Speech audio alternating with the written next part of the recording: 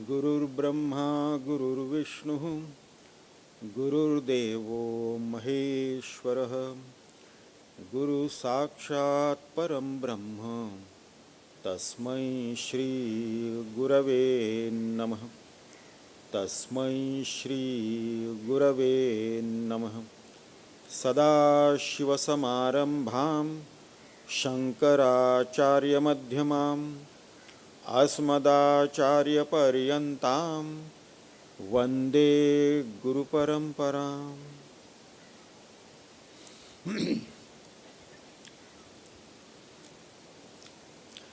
हम लोगों ने कल के सत्र में कुछ श्लोकों पर विचार किया।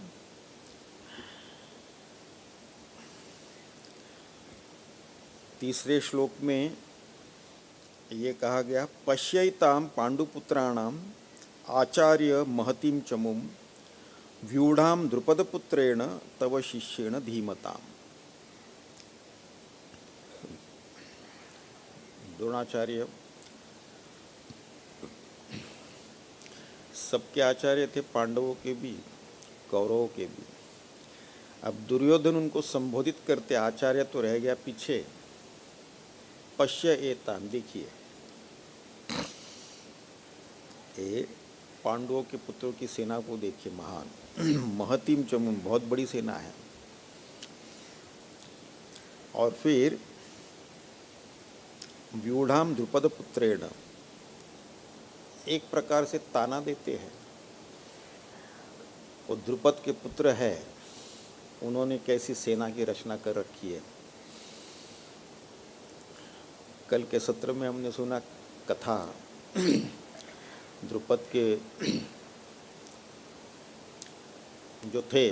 द्रुपद और द्रोणाचार्य बचपन से एक साथ खेले हैं, एक साथ रहे। द्रुपद ने तब कहा था द्रोणाचार्य से, जब हम राजा बनेंगे आधा राज्य आपको देंगे। तो जब बड़े हो गए, द्रोणाचार्य तो अष्टदरिद्र ब्राह्मण थे, हालत तो ठीक नहीं थी उनकी। तो जब आधा राज्य मांगने गए द्रुपद से, तो बोले बचपन की बातें आप सीरियसली कहाँ लेते हैं? चाहे तो आधा एक सेर दूध भेज सकते हैं आपके घर पर, उससे ज़्यादा कुछ नहीं होगा। और फिर जो है, जब पांडवों की विद्या पूर्ण हुई तो गुरु दक्षिणा मांगने के लिए कहा पांडवों ने। तो उन्होंने कहा कि ये द्रुपद को पराजय कर दो। तो वो द्रुपद, और उनको याद भी दिलाते हैं ये दुर्योधन कि आपकी हालत कैसी थी पता है ना, हमने आपको जो है ऐशो आराम दिया, रहने के लिए सारी सुविधाएं उपलब्ध करा दी। इसी से उनको याद दिलाते हैं। और फिर ये भी कहते हैं कैसे कैसे लोगों को आपने विद्या दे रखी है जो आज हमारे विरुद्ध खड़े हैं। द्रुपद के पुत्र को आपने विद्या दे रखी है, पुत्र को, और वो आज जो है हमारे विरुद्ध खड़ा है। और ये कोई साधारण नहीं है, ये शिष्य तुम्हारा, ये आपका शिष्य जो है ये बहुत बुद्धिमान है। तो शत्रु को जो है कम में आंकना नहीं चाहिए। इससे हमको ये सीखने को मिलता है। द्रोणाचार्य भली भांति जानते थे धर्म क्या है, अधर्म क्या है, कौरव किसके पक्ष में है, अधर्म के पक्ष में है। लेकिन जब हम किसी के उपकार लेते हैं, किसी के ऋण तले दब जाते हैं, फिर जो है वो जैसे कहते हैं वैसा मानना पड़ता है। भले हमारे सिद्धांत के विरुद्ध हो, भले हमें अच्छा नहीं लगता हो, बुरा लगता हो, लेकिन कोई उपाय नहीं है, क्योंकि हमने उनके उपकार लिए हैं तो ये करना पड़ेगा। तो इससे हमको एक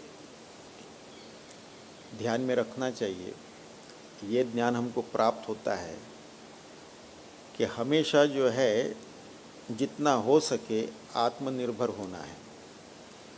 दूसरों पर निर्भरता जो है जितना कम हो सके उतना अच्छा। दूसरों से उपकार या मदद या सहायता लेना जो है, ज़्यादातर जो है ना ले वही अच्छा है। क्योंकि कहीं किसी समय पर उसका कुछ बदला देना पड़ेगा। हमने आपकी उस समय मदद की थी, अभी आप हमारी मदद करिए, और वो हमारी इच्छा के विरुद्ध भी होगा तो करना पड़ेगा, लिया तो था हमने। तो ये बात हमको हमेशा ध्यान में रखना है। जीवन में तो सब इस तरीके से उतार चढ़ाव होते रहते हैं, उसमें जो है सामना करना ये महत्व की बात है। फिर कल के सत्र में हमने ये भी देखा, अर्जुन श्री कृष्ण को आदेश देते हैं। श्री कृष्ण ने तो महाभारत के युद्ध के समय प्रतिज्ञा ली थी कि वो शस्त्र जो है उठाएंगे नहीं, तो केवल सारथी बनेंगे अर्जुन के। तो अर्जुन देखना चाहते पूर्ण सारथी बने हैं कि आधा ही बने हैं। अभी हम रथी है तो तुम सारथी हो, हम मालिक हैं आप नौकर हो, तो जैसा हम कहे वैसा करे। सारथी वो होता है जिसके अधीन, जिसके नियंत्रण में घोड़े होते हैं। सारथी जैसा चाहे वैसे उस तरफ वो घोड़े ले जाए। ये नहीं है कि घोड़ा जहाँ ले जाए वहाँ सारथी जा रहा है। तो ये जो है भगवत गीता के चित्र में रथ दिखाते हैं, और जिसमें 5 घोड़े लगे हुए हैं। तो ये 5 जो है ये चिन्ह है, ये हमारे 5 ज्ञानेंद्रिय की, 5 कर्मेंद्रियों की। तो ये नियंत्रण में होना चाहिए। और यदि साक्षात परमेश्वर ही हमारे सारथी है, हमारे इंद्रियों के, शरीर के, मन के, बुद्धि के सारथी वही है, साक्षात ईश्वर ही, तो फिर तो सारा नियंत्रण में ही होगा। नहीं तो अनियंत्रित हो गया तो कहीं पर भी ये भागते रहता है। तो पूर्ण सारथी। तो फिर सारथी से कहा कि दोनों सेनाओं के बीच में जाके खड़ी कर दो रथ को, हम एक बार देखना चाहते हैं हमको किसके साथ युद्ध करना है। हम में अगर कोई गुण है, किसी चीज़ का ज्ञान है, कोई स्किल्स है, कोई टैलेंट है, इसका अहंकार कभी नहीं होना चाहिए। उल्टा ये है कि जितना ज्ञान हमारा बढ़े उतना तो जो है नम्रता आनी चाहिए, विनयशील होना चाहिए। थोड़े से ज्ञान जो है वो वैसे भी अच्छा नहीं रहता। कुछ लोगों को थोड़े से ज्ञान का भी अहंकार हो जाता है। ये अहंकार ठीक नहीं है। कल के सत्र में हमने बताया रावण और प्रभु रामचंद्र जी मर्यादा पुरुष। रावण भी कोई साधारण व्यक्ति नहीं थे, वे तो ऋषि पुत्र थे, दशग्रंथि ब्राह्मण थे, उनको भी भरपूर ज्ञान था। शनि तो उन्होंने कब्जा करके रखा हुआ था अपने पास में, लेकिन उनको अपने ज्ञान का अहंकार था। और मर्यादा पुरुष प्रभु रामचंद्र जी को अहंकार का ज्ञान था। ये दोनों में भेद था। तो जितना ज्ञान बढ़ता जाता है, विशेष रूप से आध्यात्मिक ज्ञान, उतना अहंकार गलना चाहिए। अध्यात्म का उद्देश्य क्या है? अहंकार को गलाना। ये जो अहंकार है, ये जो ईगो है, अहंकार है, यही तो हमारे सारे दुखों का कारण है। ये अहंकार। जब हम जागृत अवस्था में रहते हैं तो अनेक प्रकार के अनुभव होते हैं, हम सुख के, दुख के, वगैरह वगैरह। किसी ने हमको दुख दिया, किसी ने हमारा अपमान किया, किसी ने हमारे हृदय को चोट पहुंचाई, कुछ ऐसे कुछ बोल दिया। इस प्रकार से जो है जागृत अवस्था में होते रहते हैं। फिर हम स्वप्न अवस्था में जाते हैं। स्वप्न में भी अलग अलग प्रकार के स्वप्न आते हैं, अच्छे बुरे स्वप्न आते हैं, उससे दुखी होते रहते हैं, कभी सुखी कभी दुखी। लेकिन जब हम गहरी नींद में जाते हैं, जिसको सुषुप्ति अवस्था कहते हैं, जागृत और स्वप्न अवस्था के दुख हमें स्पर्श नहीं करता। गहरी नींद में जब हम जाते हैं तो कुछ पता नहीं रहता। जब गहरी नींद से उठते हैं तो सभी का एक ही वाक्य रहता है, हमको तो कुछ भी पता नहीं चला लेकिन आनंद आ गया। तो उसमें क्या हुआ, ये जागृत और स्वप्न अवस्था के दुख जो है हमको स्पर्श नहीं किया, क्योंकि शरीर से तादात्म्य छूट गया। मन बुद्धि जो है उसका भी लय हो गया टेम्पररी। और सबसे बड़ी बात जो है, हमारा जो अहंकार है, ईगो है, उसका भी लय हो गया टेम्पररी। और टेम्पररी लय होने के कारण जो हमको आनंद आ गया। सुबह उठते ही कहते हमको कुछ भी पता नहीं चला लेकिन मज़ा आ गया, आनंद आ गया। इसका मतलब ये है कि अगर हमारा अहंकार परिपूर्णता से गल जाए तो जागृत स्वप्न सुषुप्ति कोई भी अवस्था हो, 24 घंटा हर पल हर क्षण हम आनंद में रहेंगे। ये अहंकार ही हमको तकलीफ देता है। तो यहाँ पर अब ये सर्वश्रेष्ठ धनुर्धर थे अपने काल के, तो उसका तो अहंकार था। सेनयोर उभयोर मध्य रथम स्थापयमेच्युत।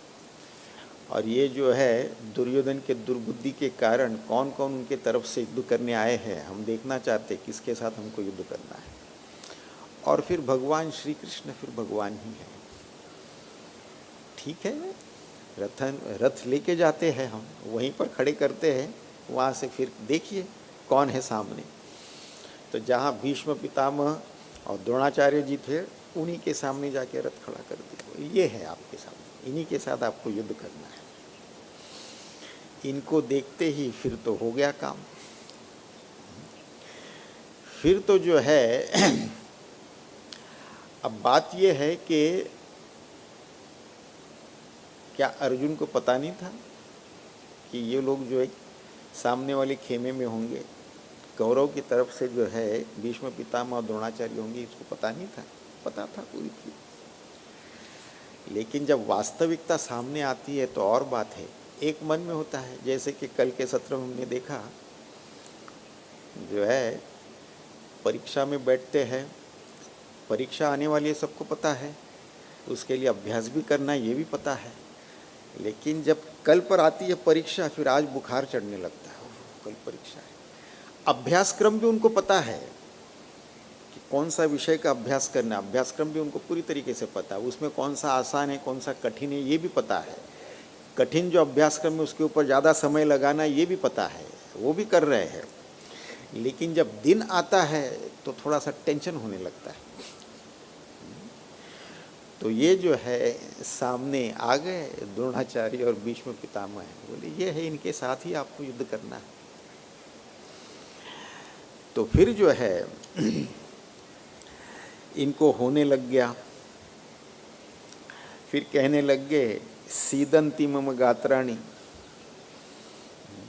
मेरे तो हाथ पैर कमजोर पड़ने लग गए। सीदंती मम गात्राणी मुखम च परिशुष्यति, ये मुंह भी सूखा जा रहा है, पानी सब सूख गया मुंह का। इतने उत्साहपूर्वक आए थे युद्ध करेंगे, धनुष वगैरह सब लेकर, अब ये भी जो है अभी हाथ पैर जो है कमज़ोर पड़ गए, मुंह सूखने लग गया। वेपुतश्च शरीरम में, अब तो कंपन होने लग गया शरीर में। और फिर जो है रोम हर्षश्च जाए थे, रोमांच होने लग गया। सिर्फ इतना ही नहीं, गांडीवम संस्रते हस्तात, ये धनुष जो है वो भी हाथ से जो है निकला जा रहा है, छूटा जा रहा है।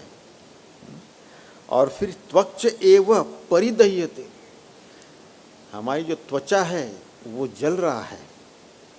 वाह वाह, कैसे कैसे हालत हो जाती, एक ही पल में सब बदल जाता है। एक पल पहले बड़े होशियारी से कह रहे थे सेनयोर उभयोर मध्य रथम स्थापयमेच्युत, अब अचानक ये क्या हो गया? शरीर कांपने लग गया, हाथ पैर कमज़ोर पड़ने लग गए, मुंह सूखने लग गया, रोमांच होने लग गया, धनुष्य भी जो है छूटने लग गया, हाथ से वो भी छूटने लग गया, त्वचा में जलन होने लग गई। न चो शक्नोमी अवस्थातुम, मैं तो ठीक से खड़े भी नहीं हो पा रहा हूँ, खड़ा नहीं हो पा रहा है अभी तो। भ्रमति इव च मे मनः, मेरा मन जो है चकरा रहा है। आह, क्या क्या चीज़ें हो रही है पल भर में। कुछ समय पहले, कुछ क्षण पहले ठीक थे, युद्ध करना है आए थे, और फिर ये सामने देखकर ही जो है तुरंत बदल गया सब कुछ। फिर क्या है कि अब ये देखने के बाद में मन में अब विचार बदलने लग गया। जब वनवास में थे, युद्ध करना, हमको हमारा हक लेना है, ये हमारे साथ जो अन्याय हुआ है तो उसके लिए हमको युद्ध करना है, ये चल रहा था। फिर जो है ये 31वें श्लोक में आगे अर्जुन कहते हैं, निमित्तानि च पश्यामि विपरीतानि केशव, न च श्रेयो न पश्यामि हत्वा स्वजनमाहवे। निमित्तानि च पश्यामि विपरीतानि केशव, न च श्रेयः अनुपश्यामि हत्वा स्वजनम आहवे। अब यहाँ पे अर्जुन के कायरता के लक्षण आने लग गए। भीष्म पितामह द्रोणाचार्यों को देखने के बाद में अब ये कायरता के लक्षण हैं। एक आप देखेंगे कि कोई परिस्थिति हो, कुछ स्थिति हो, हम कोई एक निर्णय ले लेते हैं, वो सही निर्णय नहीं होगा, धार्मिक नहीं होगा, सही नहीं होगा, विधिवत नहीं होगा। एक निर्णय ले लेते हैं और फिर हम जो है तर्क करने लगते हैं, हमने जो निर्णय लिया है वो कितना सही है, वो कैसे सही है, उसके तर्क करने हम लगते हैं। अब वही बात अब ये अर्जुन से हो रहा है। अब ये देखने के बाद में अब ये अर्जुन कहने लगता है कि निमित्तानि च पश्यामि। निमित्तानि यानी ये सगुन कुछ अच्छा नहीं लग रहा है, सगुन कुछ अच्छा नहीं लग रहा, असगुन लग रहा है, असगुन अशुभ लग रहा है। अब ये असगुन तो युद्ध भूमि में शत्रु का होना चाहिए, अपना थोड़ी ना होना चाहिए। ये तो अपने आप पर लाद रहे हैं, ये असगुन लग रहा है। निमित्तानि च पश्यामि, ये सब विपरीत नजर आ रहा है मुझे, हम तो विपरीत ही देख रहे हैं। तो ये तो कायरता के लक्षण हैं। असगुन जो है शत्रु के होते हैं, स्वयं पर लाद रहे हैं। और फिर विपरीतानि केशव न च श्रेयः, इसमें श्रेय कुछ नहीं है। जीवन में दो चीज़ें होती है, एक तो होता है प्रेयस, दूसरा होता है श्रेयस। श्रेयस और प्रेयस। श्रेयस क्या है? वो जो हमारे लिए अच्छा हो। ये ज़रूरी नहीं है कि वो हमारे लिए प्रिय हो। प्रेयस होता है जो हमारे लिए प्रिय हो, लेकिन ये ज़रूरी नहीं कि हमारे लिए अच्छा हो। जैसे कि अभी कोई बीमार है तो उसको तो फिर कोई दवाई पीनी है, दवाई कड़वी है, कड़वी दवा तो किसी को अच्छी नहीं लगती। ये प्रेयस नहीं लेकिन श्रेयस है, ये पीने से हमारी बीमारी ठीक होगी, तो हमारे लिए ये श्रेयस है, भले कड़वी क्यों ना हो। तो श्रेयस और प्रेयस। अब यहाँ पर जो है श्रेयस की बात कर रहे हैं अर्जुन, और वो किससे बात करे वो भूल गए हैं, भगवान श्री कृष्ण से बात कर रहे हैं। उनको मानो कि जैसे कुछ पता ही नहीं हो। तो ये बता रहे हैं कि इसमें कुछ श्रेयस में मुझे नज़र नहीं आ रहा है, भगवान से कह रहे हैं। न च श्रेयः अनुपश्यामि हत्वा, क्योंकि युद्ध में जो है ये अपने ही स्वजन को मारकर, हत्वा स्वजनम, ये हमारे ही स्वजन। अब ये दोनों तरफ देख रहे हैं, अपनी सेना भी है, सामने वाले की सेना में है, सेना भी है, और दोनों सेनाओं में अपने ही लोग हैं। किधर तो अपने भाई है, किधर ससुर है, किधर पिता है, किधर पितामह है, किधर बेटे है, किधर पोते है, किधर मामा है, किधर ताऊ है, सब है, सब अपने ही है दोनों तरफ। तो ये स्वजन को मार के जो है कोई श्रेयस नहीं होगा। आहवे, आहवे यानी कि जो हवन करने वाला, हवन कर रहे हैं वो आहवे। अब यहाँ पर ये जानना ज़रूरी है कि युद्ध में तो शत्रु का वध होता है, तो शत्रु का वध जो है वो कैसे है? यज्ञ में जब पशुवध होता है, प्राचीन काल में कुछ यज्ञ ऐसे होते थे जहाँ पे पशुवध होता था, लेकिन ये ऋषि मुनि करते थे और उन्हीं पशुओं का वध होता था जिनकी अग्नि योनि, अगले योनि का समय हो चुका है, अच्छे योनि का समय हो चुका है, ऐसे ही उसका वध होता था। तो यज्ञ में जो है पशुवध होता था, तो शत्रु का वध युद्धभूमि में इसी के समान है, इसमें कोई पाप नहीं लगता। तो इसके समान है वो।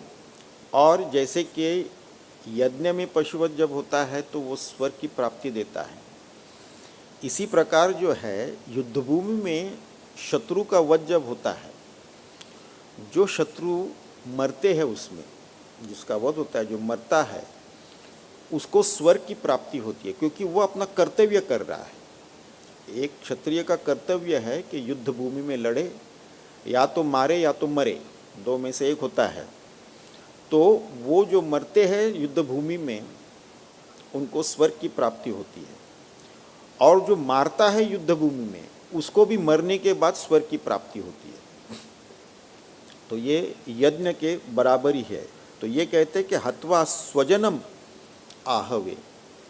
तो इसमें जो है कोई अधर्म नहीं है, कोई अशुभ नहीं है, कोई अधर्म नहीं है, कोई पाप नहीं है, क्योंकि यहाँ पर कर्तव्य पालन हो रहा है, दोनों तरफ से जो है कर्तव्य पालन हो रहा है।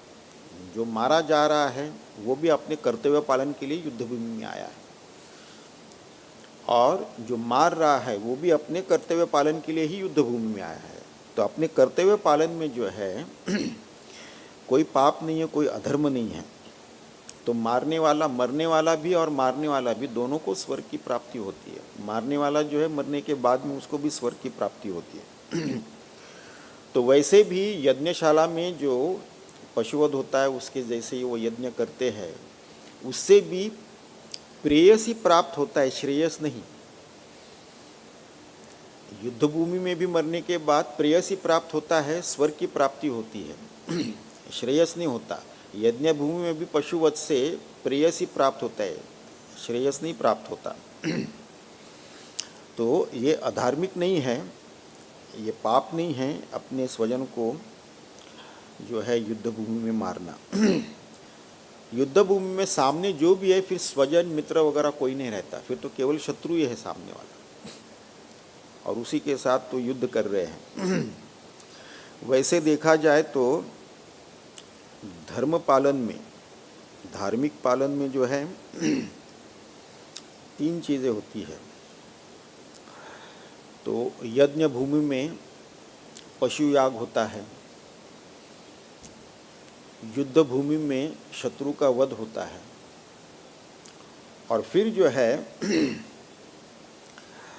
कृषि, वाणिज्य और कर्तव्य पालन में भी जो है कीड़े मकोड़े मरते हैं, इसमें कोई पाप नहीं होता।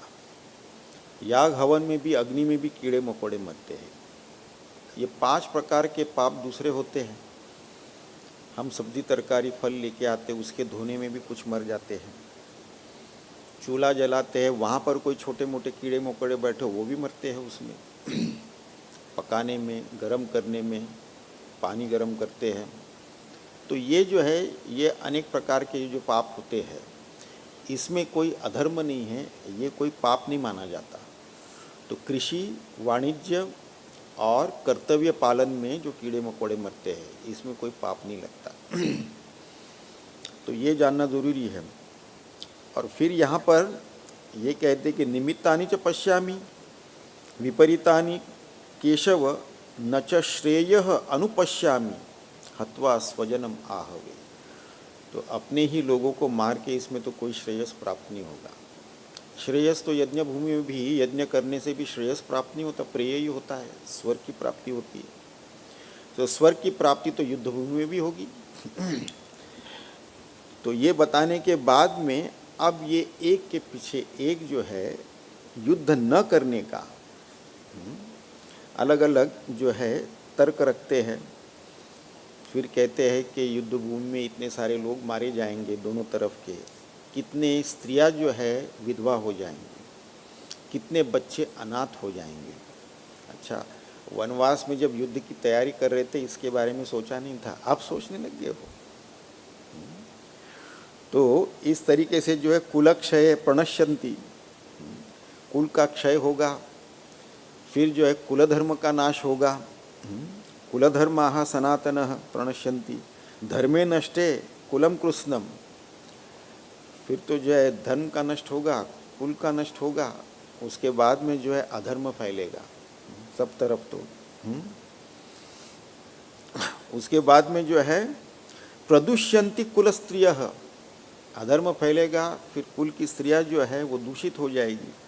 स्त्रीषु दुष्टासु वार्ष्णेय जायते वर्ण संकर, फिर वर्ण संकर होगा।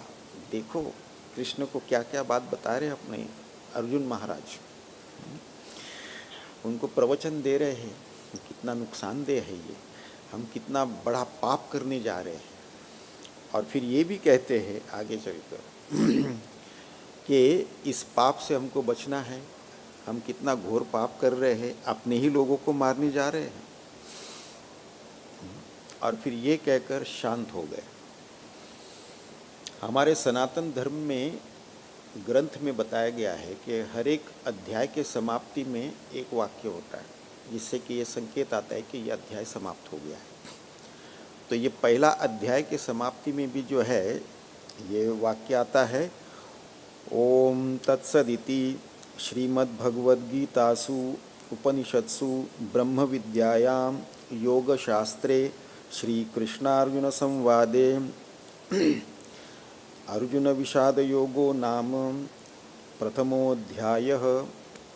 तो यहाँ पर जो है श्रीमद् भगवद गीतासु उपनिषत्सु, ये उपनिषद है तो इसके उपनिषद में जो है जो ब्रह्म विद्या दी है, ब्रह्म विद्या सर्वश्रेष्ठ विद्या है। ब्रह्म विद्या परम सत्य की विद्या है, उसके परे कुछ नहीं है। सारे विद्या जो है उसके नीचे ही है। परम विद्या वही है, अपने ही स्वरूप का बोध होना, ज्ञान होना, वही परम विद्या है, ब्रह्म विद्या। योग शास्त्रे, अब ये योग शास्त्र क्या है? हमारे सनातन धर्म में जो है जैसे कि कोई सिद्धांत बताते हैं, कोई फिलॉसफी बताते हैं, तो उसकी प्रैक्टिस आचरण में कैसे लाना है, उसकी टेक्निक, उसकी साधना भी बताना ज़रूरी है। ये बात बता दी, ये परम सत्य है, इसका बोध हमें करना है, परंतु कैसे करें? तो इसकी भी तो कोई उपाय हो, कोई साधना हो, कोई टेक्निक हो। तो ये योग शास्त्र में जो है ये सारी साधनाएं बताई जाती हैं। पहले तो हमारा मन अतिशय चंचल होता है, तो उसको एकाग्र कैसे करें? तो योग शास्त्र में अनेक प्रकार से जो है बताते हैं।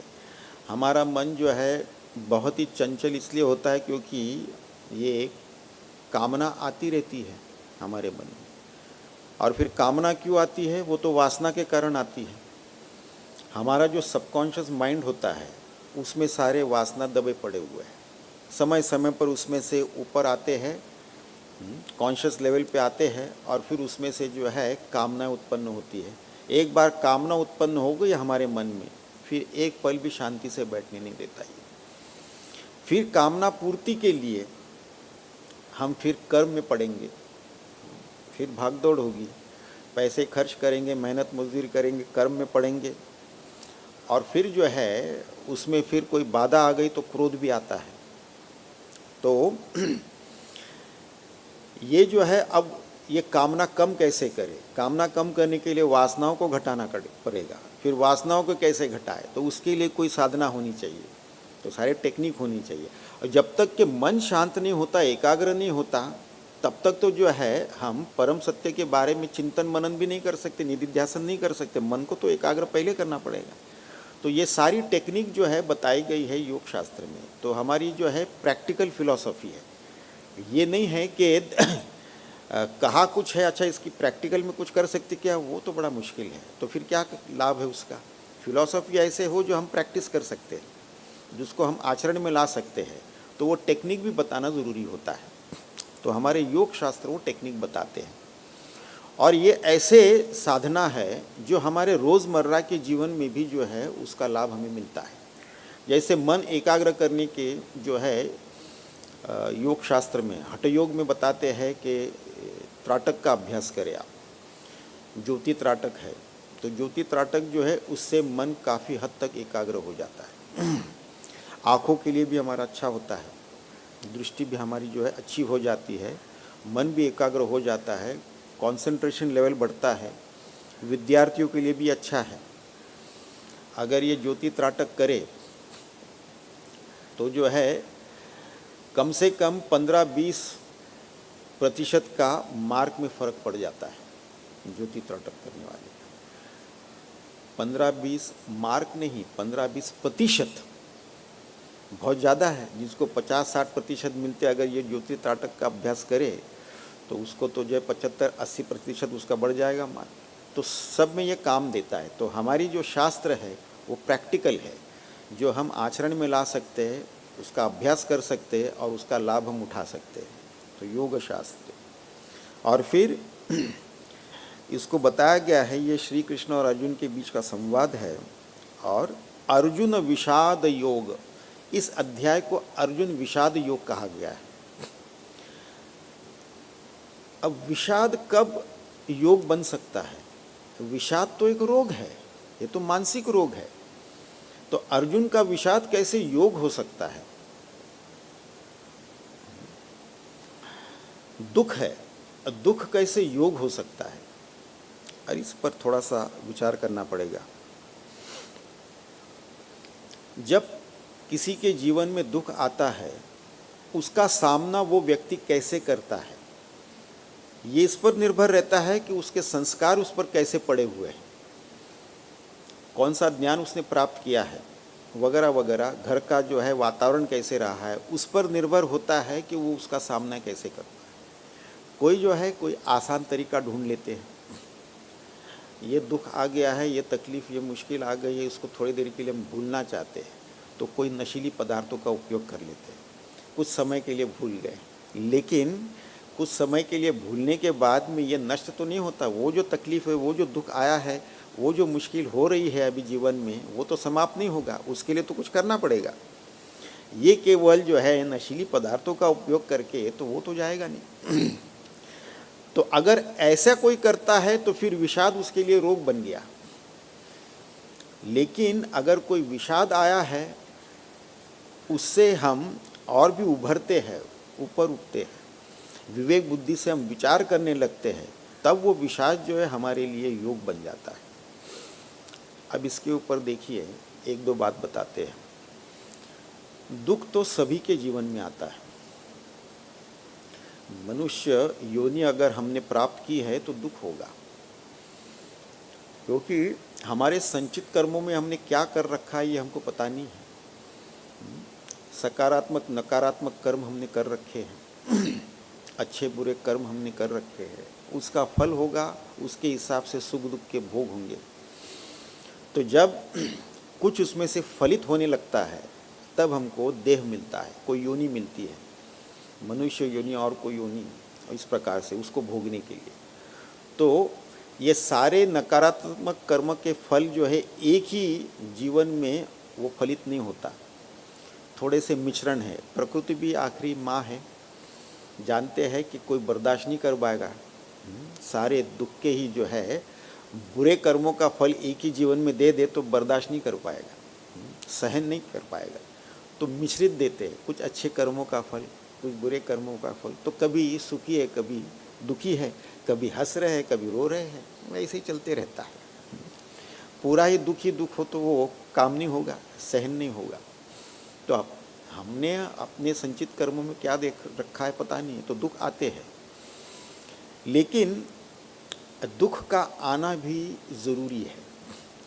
जब शरीर में कोई दर्द होता है तो शरीर हमको संकेत देता है कि कुछ बीमारी है शरीर के अंदर, उसको ठीक करे आप।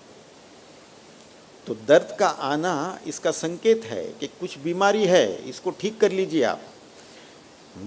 पेन किलर खाने से काम नहीं बनेगा। उसके लिए उसके पूरी तरीके से उसको इन्वेस्टिगेट करना पड़ेगा, ये दर्द किसके कारण हुआ है, उसका मूल कारण का निवारण करने से ही वो जाएगा। पेन किलर खाने से नहीं होगा कुछ। तो ये संकेत देता है। तो दर्द का आना भी अच्छा है और दुख का आना भी अच्छा है।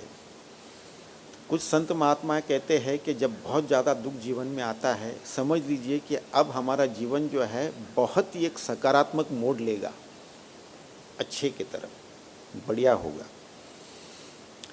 अब समझ लीजिए कि किसी के जीवन में कोई दुख नहीं है, किसी व्यक्ति के आर्थिक स्थिति बहुत बढ़िया है, शारीरिक स्वास्थ्य बहुत बढ़िया है, मानसिक स्वास्थ्य बहुत बढ़िया है, घरेलू संबंध अच्छे हैं, घर बढ़िया है, आस पड़ोस के साथ में संबंध अच्छे हैं, आस पड़ोस का वातावरण अच्छा है, सब कुछ अनुकूल है, नौकरी धंधा अच्छा है, सब कुछ अनुकूल है।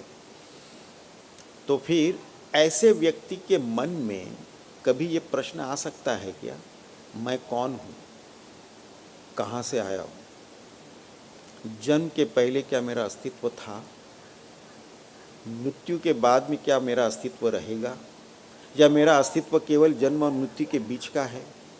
अगर जन्म के पहले मेरा अस्तित्व था तो उसका स्वरूप क्या था, मृत्यु के बाद अगर रहेगा तो उसका क्या स्वरूप रहेगा।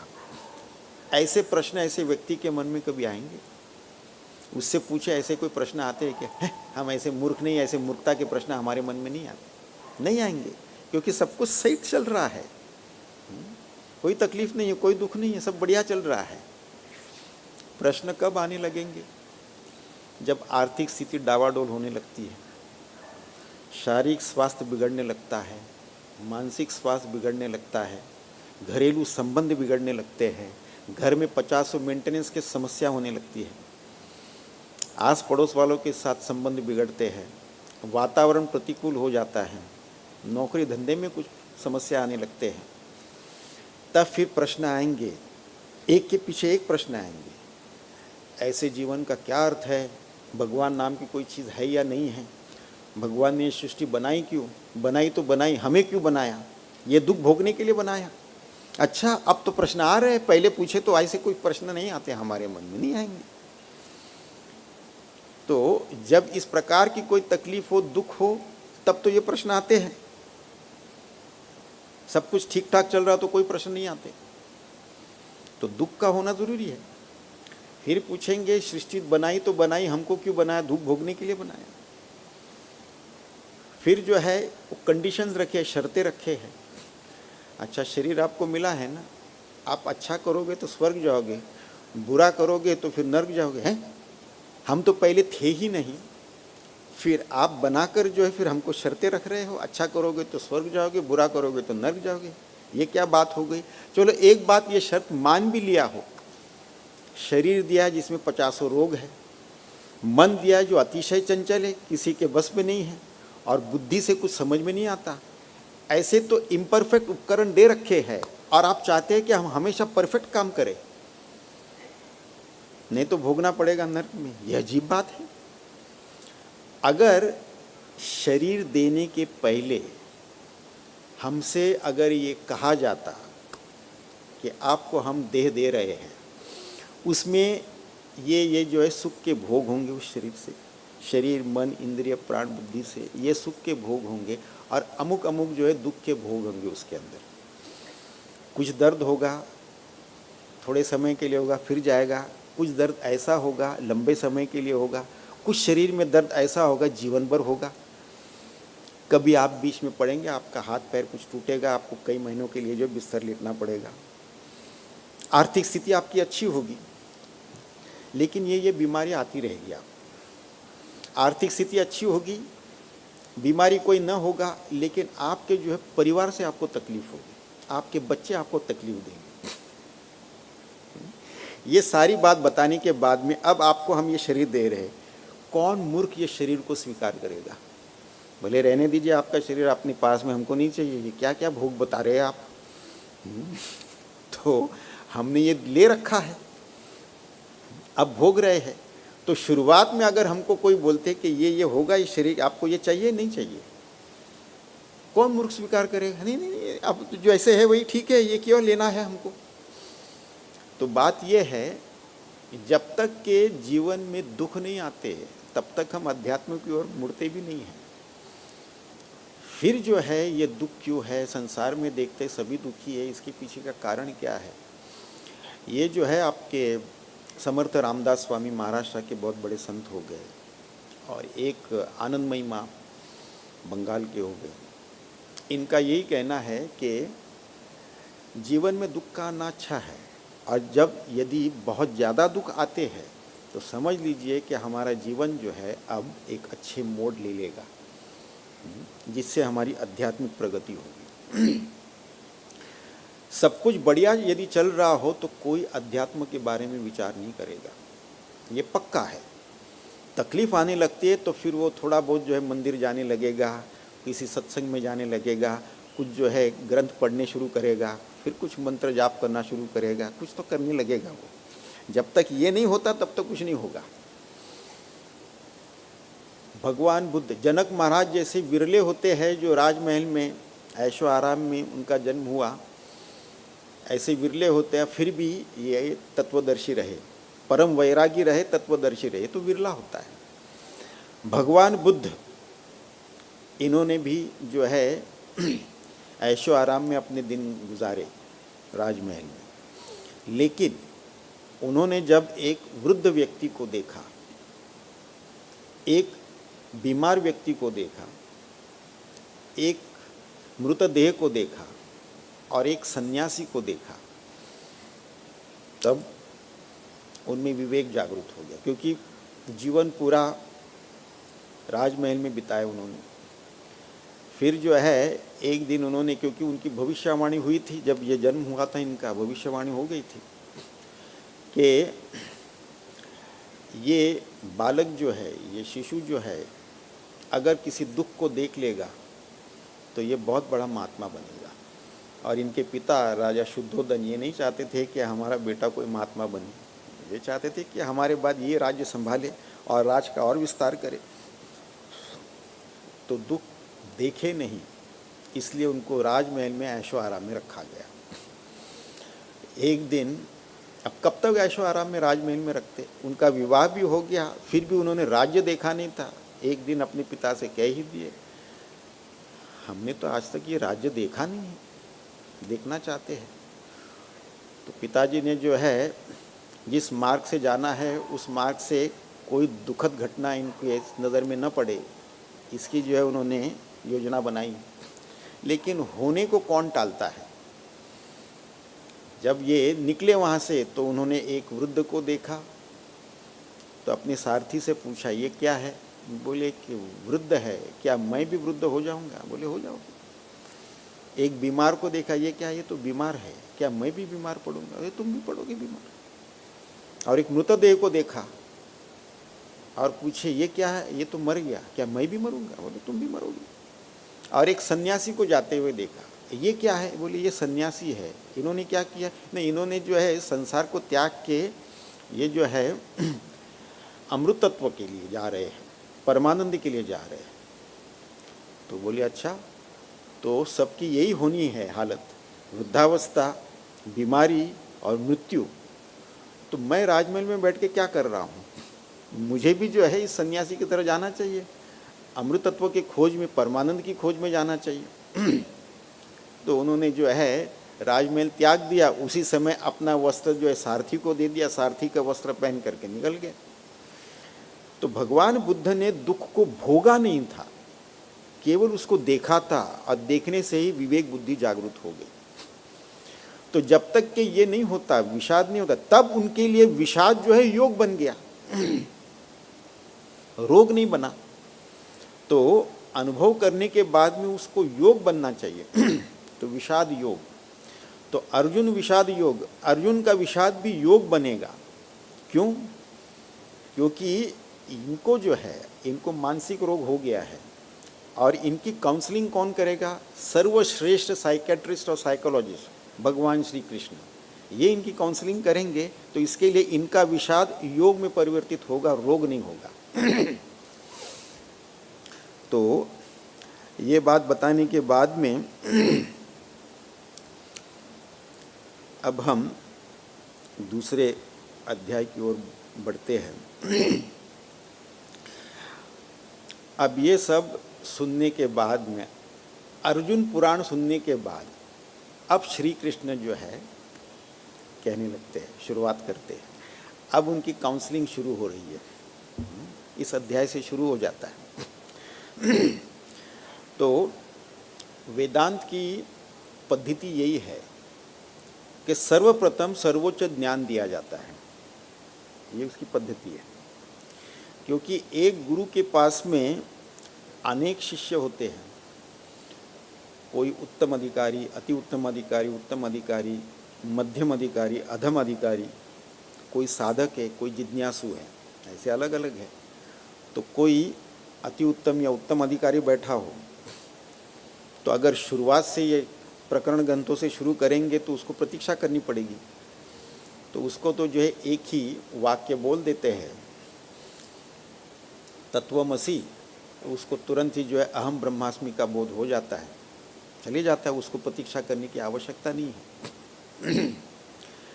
तो यहाँ पर भी जो है सर्वोच्च ज्ञान इस अध्याय में देते हैं।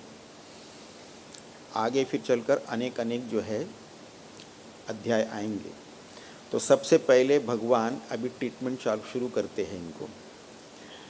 श्री भगवान उवाच कुतस्त्वा कश्मलमिदं विषमे समुपस्थितम् अनार्य जुष्टमस्वर्ग्यम् अकीर्तिकरमर्जुन।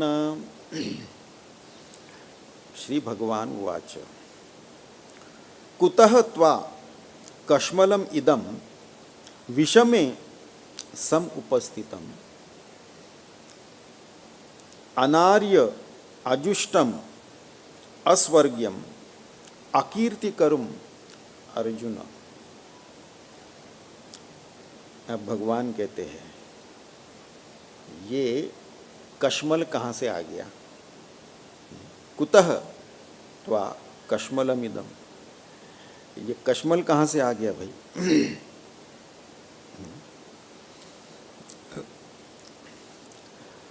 और अर्जुन में ये क्यों आया है? तुम तो उस धार्मिक और धर्मराज युधिष्ठिर के भाई हो, तुम्हारे मन में ये कश्मल कहाँ से आ गया? ये दुख कहाँ से आ गया? ये विषाद कहाँ से आ गया? तो ये मेरा मेरा क्या लगा रखा है? मेरे स्वजन हैं, मेरे ऐसे हैं, मेरे वो है, मेरे वो है, मेरे भीष्म पितामह, मेरे गुरु, मेरे आचार्य, ये मेरा मेरा लगा रखा है, ये कहाँ से आ गया? ममत्व तो जो है वो तो क्षत्रियों का, ये अपने कुरुवंशों का, कौरव का है। इसके लिए पांडव कुरुवंश के होने के बावजूद भी उनको पांडव करके पुकारा जाता था, संबोधित किया जाता था, क्योंकि दोनों में थोड़ा भेद था। एक तो अधर्मिक थे, दूसरे धार्मिक थे। एक में ममत्व था, दूसरे में निस्वार्थता थी, वगैरह वगैरह। तो ऐसे व्यक्ति के मन में ये कश्मल कहाँ से आ गया? कुतः त्वा कश्मलम इदम विषमे समुपस्थितम, बड़े कठिन समय पे, ऐसे समय पे कहाँ से ये दुख आ गया? अचानक ये कैसे हो गया? ये कहाँ से आ गया? ये विषाद का कोई मूल कारण भी नहीं है, कोई प्रयोजन भी नहीं है तुम्हारे विषाद का, ये कहाँ से आ गया? अब ये जो है इसमें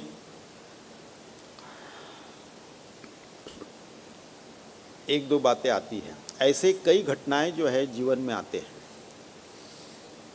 एक दो उदाहरण हम बताते हैं। कुछ साल पहले की बात है, 8-10 साल हो गए होंगे उस बात को, 10-12 साल। तो एक लड़की थी, हमारे जान पहचान के थे, कभी आते थे। तो उनकी उसकी शादी तय हो गई। उनका भी वैसे प्रेम विवाह ही था, शादी तय हो गई, सगाई भी हो गई, और एक ही होटल में दोनों तरफ के रिश्तेदार रुके हुए थे। तो सगाई होने के बाद में फिर हल्दी का प्रोग्राम था दूसरे दिन, और उसके बाद में विवाह था। तो हल्दी वाले दिन मुझे वो फ़ोन कर रही है, स्वामी जी मुझे ये विवाह नहीं करना है। हमने कहा ये पहले सोच लेना चाहिए था। सगाई हो रही थी तब क्या सो रहे थे? तब तुम्हारी बुद्धि कहाँ गई थी? मत मारी गई थी क्या? रिश्तेदारों को बुलाया गया, तुम्हारी तरफ से है, सामने वाली की तरफ से, लड़के वालों की तरफ से, सब अभी होटल में ठहरे हुए हैं, वहाँ पे सगाई भी हो गई, अभी आज तो हल्दी होने वाली है, और अभी सुबह में हमको फ़ोन करके बोल रहे स्वामी जी मुझे करनी नहीं है ये विवाह। तो हमने कहा कि फिर क्या आप हमारी अनुमति चाहते हैं क्या, नहीं करो करके? तो बोले ये नहीं होगा, ये तो पहले सोच लेना चाहिए था। विषमे समुपस्थितम, अब ये सारे आ गए हैं, अब ये कैसे आ रही है? तो पहले सोच लेना चाहिए था, ये नहीं करनी है शादी, अब तो नहीं होगा, हमारी तो कोई अनुमति नहीं है, आप अपना निर्णय ले लीजिए, करना है तो करिए, नहीं करना है तो ना करे, हम पर न थोपिए। आप हमारी अनुमति मांगने आए हैं ताकि हमारे कंधे पर बंदूक रख के गोली चलाएंगे। स्वामी जी ने कहा था इसके लिए हम नहीं करना चाहते। बोले वो नहीं होगा, आप अपना निर्णय ले लीजिए। आखिर तो उसी से शादी हो गई, अब सुखी है। ये जो है विषमे समुपस्थितम, उसी समय पे, उसी साल उसी समय पे, 1-2 दिन आगे पीछे एक दूसरे एक लड़की की शादी हुई थी। वो कोई लड़की देखने गए थे, देख के आने के बाद में इन्होंने जो है, लड़के ने कोई अपना निर्णय दिया नहीं, पसंद है नहीं पसंद है कुछ बताया नहीं, लेकिन उनके पिताजी ने वहाँ पे पक्की कर ली शादी उसकी। ये बात मुझे नहीं पता है। सगाई होने के बाद में ये लड़का मुझे फ़ोन करके बताता है कि सगाई हो गई लेकिन मुझे वहाँ शादी नहीं करनी है। हमने कहा ये कैसे हो गया, फिर सगाई कैसे हो गई? नहीं, मुझे तो, मैंने हाँ या ना कुछ कहा नहीं था, मेरे पिताजी ने जाके बात पक्की कराई। तो बात पक्की करने के बाद तुमको बताया कि नहीं बताया? बताया था, फिर क्यों उसका विरोध नहीं किया? पिताजी को बोल देते, आपने मुझे पूछे बिना तो वहाँ पे जो है बात पक्की कराए है, तो हम तो नहीं करेंगे, तो उसी समय पे निर्णय ले लेते। अभी उन्होंने किया, आपने कुछ कहा नहीं, उस समय पे सगाई हो रही थी तब भी आपने कुछ कहा नहीं, सगाई होने के बाद अभी कह रहे हो कि अब नहीं करनी है, ये नहीं होगा। विषमे समुपस्थितम, तो उसकी भी वहीं पर शादी हो गई। ये हमारी अनुमति क्यों चाहते हैं? आप कहे न करे तो हम नहीं करेंगे, अच्छा हम पर थोप रहे हो। वो तो स्वामी जी ने कहा इसलिए, वो नहीं होगा। विषमे समुपस्थितम, तो कुतस्त्वा कश्मलमिदम विषमे समुपस्थितम अनार्य, ये जो है आर्य के विरुद्ध है, आर्य के शिष्टाचार के विरुद्ध है, आर्य के चरित्र के विरुद्ध है, ये नहीं होगा।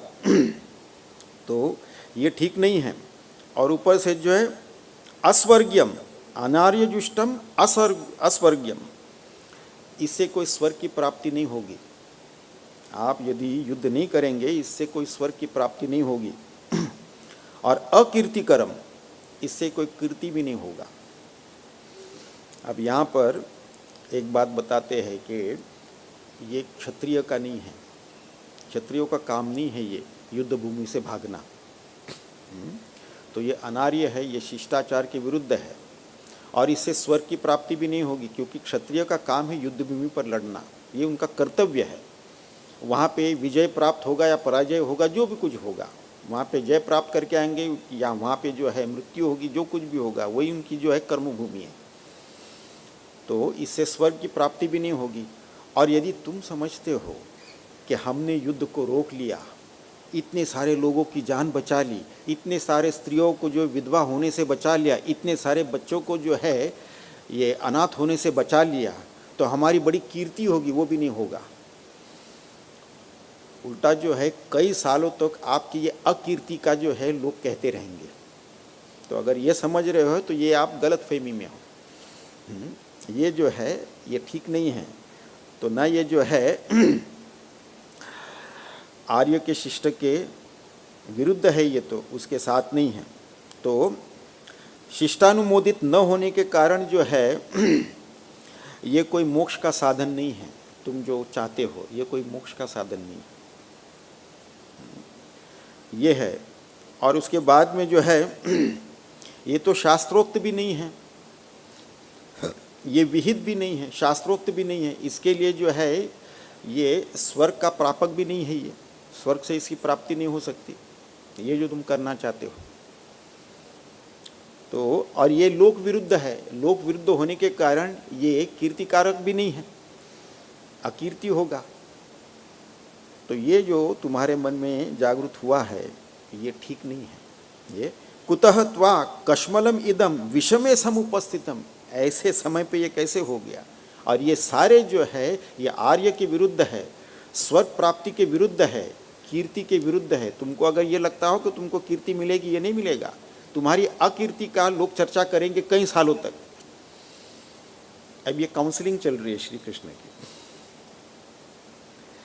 फिर इतना कहने के बाद में फिर आगे भगवान श्री कृष्ण कहते हैं, क्लैब्यम मास्म गमः पार्थ, क्लैब्यम मास्म गमः पार्थ न एतत्त्वयि उपपद्यते शूद्रम हृदय दौर्बल्यम त्यक्त्वा उत्तिष्ठ परंतप। क्लैब्यम मास्म गमः पार्थ न एतत्त्वयि उपपद्यते शूद्रम हृदय दौर्बल्यम त्यक्त्वा उत्तिष्ठ परंतप। अब इनको सीधा सीधा कह रहे क्लैब्यम मास्म। क्लैब्यम के अलग अलग प्रकार से हम अर्थ लेंगे। क्लैब्यम यानी कि नपुंसकता को प्राप्त न हो, एक अर्थ हो गया नपुंसकता।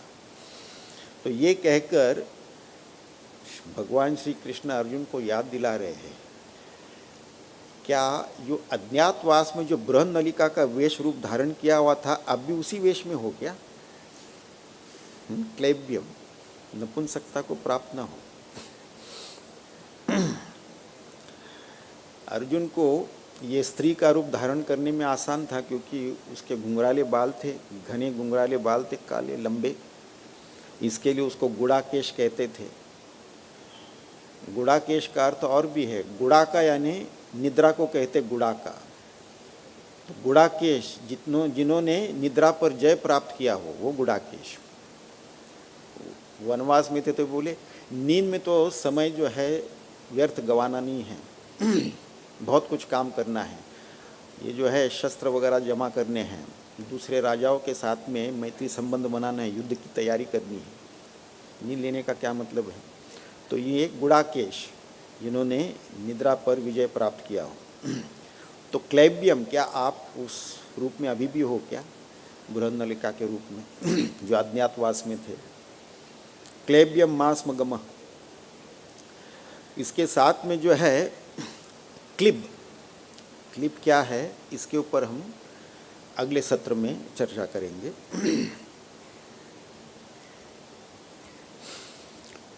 ओम पूर्णमदः पूर्णमिदं पूर्णात् पूर्णमुदच्यते पूर्णस्य पूर्णमादाय पूर्णमेवावशिष्यते। ओम शांति शांति शांति। हरि ओम श्री गुरुभ्यो नमः। हरि ओम।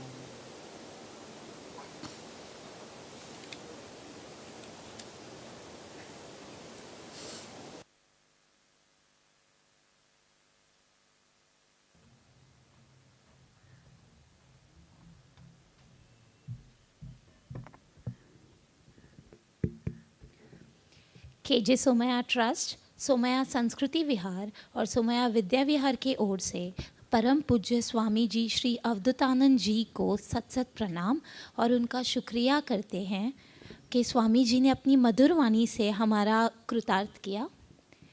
अब अगला सत्र होगा 15 मिनट बाद श्री तनुभाई खटाऊ के साथ। अगले सत्र का विषय है सब रोगों की